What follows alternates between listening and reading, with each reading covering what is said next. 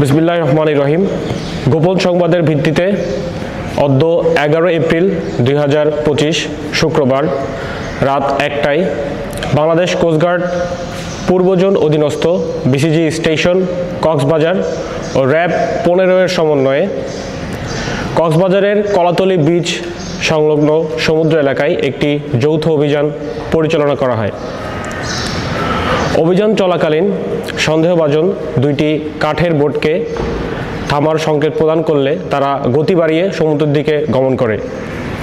যৌথ বাহিনীর আভিযানিক দল তাদের ধাওয়া করে আটক করতে সক্ষম হয়। পরবর্তীতে কাঠের বোট দুটিকে তল্লাশি করে তাদের কাঠের পাটাতনের নিচে বরফের ভিতরে অভিনব কায়দায় লুকায়িত অবস্থায় 5 লক্ষ পিস ইয়াবাসহ 21 জন মাদক পাচারকারীকে আটক করা হয়। উল্লেখ্য,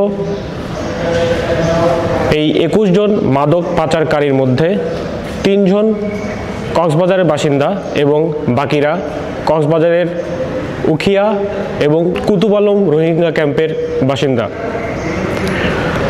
আটককৃত ইয়াবা পাচারকারী ও জব্দকৃত ইয়াবা ও বোট দুটির বিরুদ্ধে সকল আইনানুগ ব্যবস্থা প্রক্রিয়াধীন রয়েছে।